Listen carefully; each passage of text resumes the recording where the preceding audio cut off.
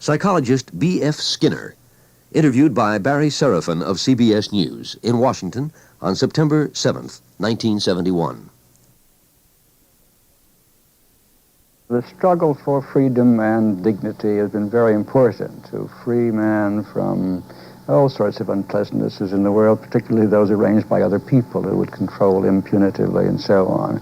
It's very important to make the individual realize that he doesn't need to take that. He can answer it and counter-control those who try to control him.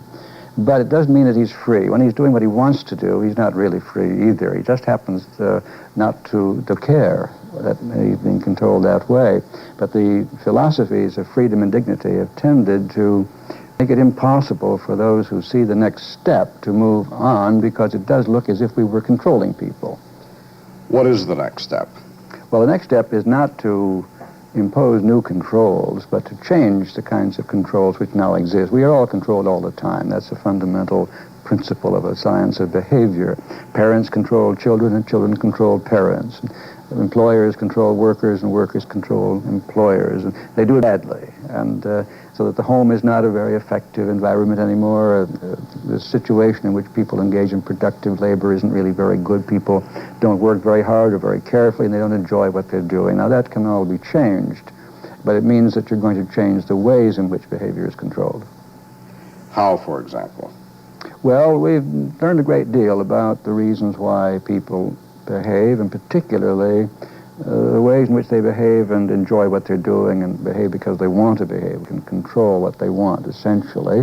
And it would be possible, I'm sure, to design good incentive conditions in industry so that people work much more efficiently than they now do, as more actively and carefully, and enjoy what they're doing, and produce the goods which the culture needs. We have to have production without sacrificing what used to be called individual freedom. I think people would enjoy what they're doing, would do it much more effectively, and yet they would be controlled. And if you design this kind of incentive system, it is a form of control. You might as well admit it.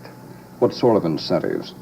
Well, to some extent money, which is a fairly easy one to manipulate, but the general satisfactions of doing something you take pride in and so on, that kind of thing, the social aspects of any work condition, work situation.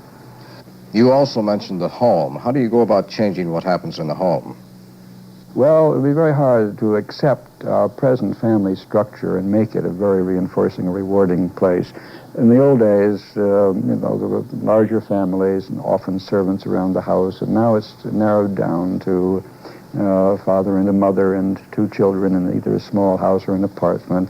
That's a very difficult social situation, very difficult for the child to find the right people to identify with and to work with and to be reinforced by. I think we need a bigger family unit. I think these young people who are setting up families or communes are struggling, but they're not doing a good job because they don't understand the problem. What don't they understand? Why aren't they doing it? Well, it's not enough just to walk out on the existing culture and let it die. You've got to build a new culture, and they're not really doing that. These communes don't have any kind of permanence built into them. They're not being productive. They're not actually getting along very well together either. There are communes in Virginia and elsewhere modeled more or less after your ideas. How are they working out? Well, I haven't visited them, but I have a good deal of faith in what they're doing.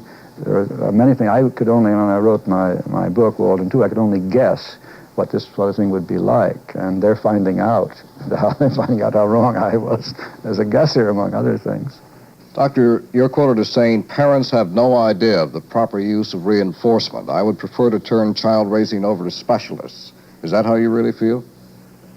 I'm afraid it is going to be so. The more we learn about the proper care of children, the less you can trust an inexperienced person.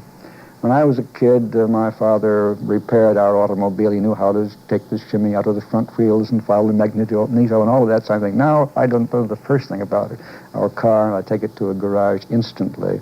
I don't think instructions for how to raise children come with the baby, and I despair of parents learning, because I myself was, I think, not a very good father. I'm lucky. My children are wonderful, but I didn't really do the right things. The situation isn't conducive to doing the right things.